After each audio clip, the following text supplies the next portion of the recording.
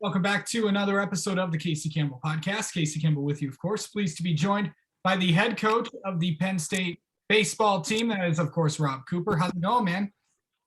It's going great, Casey. How are you doing?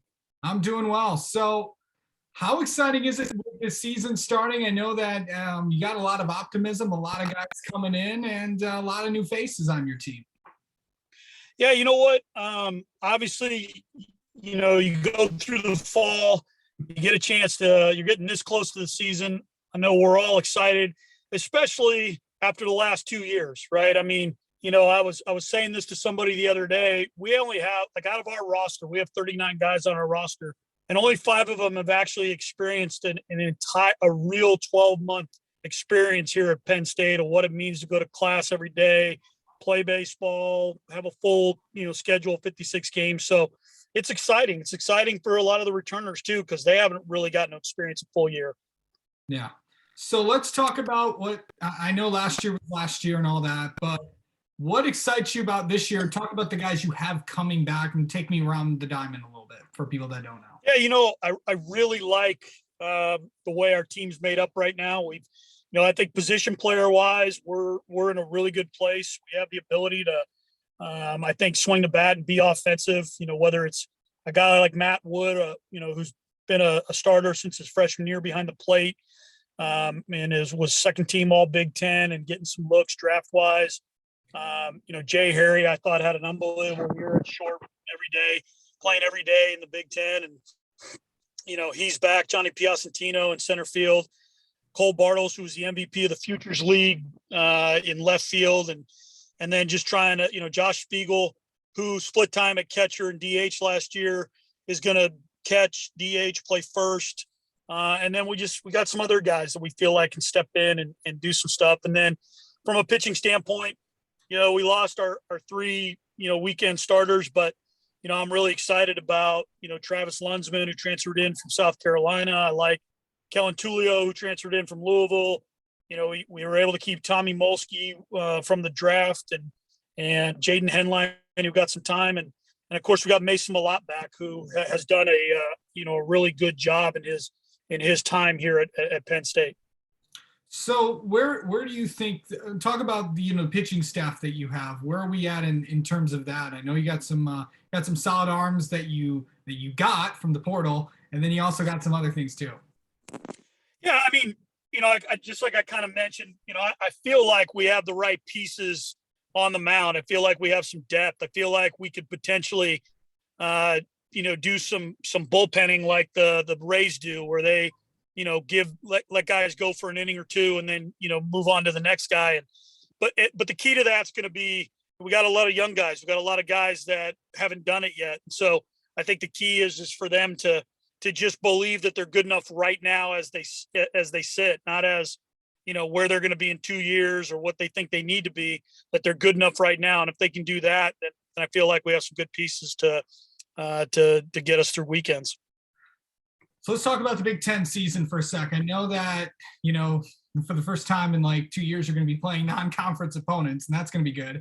But actually, you know what? Let's talk about that. Non-conference opponents are back for the first time since, I believe, 2019.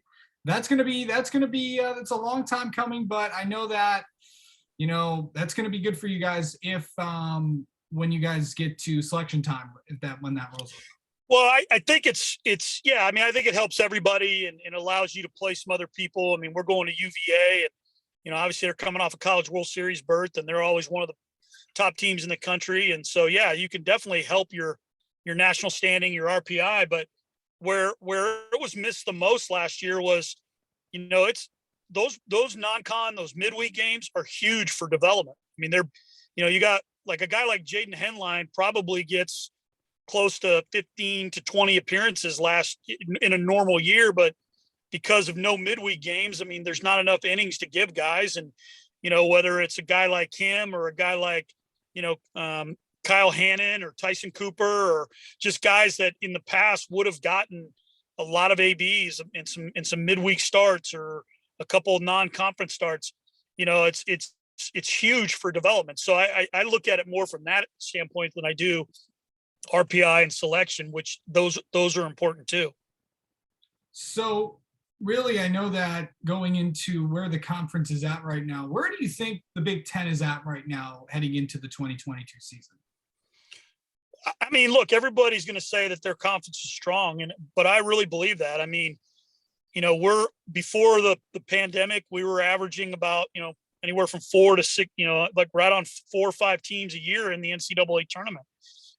And you've seen over the last 7 8 years, you're having teams like TCU come up and play us. You're having like Pac-12 teams come out and play, Big Ten teams because they know the strength of our schedule. They know that going on the road and playing a program like a Penn State or a Big Ten team does a lot for their RPI. So I think overall, the image of the conference is really really strong. And then if you're a player in high school and you want to have a chance to sign professionally, I mean, I think there were 3 staffs, ours included, that had all 3 guys drafted, and their guys being first round picks and things like that. So, I think, and then, the Big Ten, obviously unbelievable academic, conference. And so when you're a baseball player, you have a chance to really kind of, have the best of all 3 of those worlds where, hey, if I go, I can get better and I can sign a professional contract. I can get a world-class education and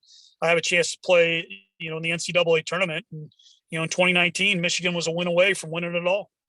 Yeah. Where do you think your team is at right now? I mean, I really like what we're doing. I like the makeup of our team. I like how our guys are working at it, pushing each other.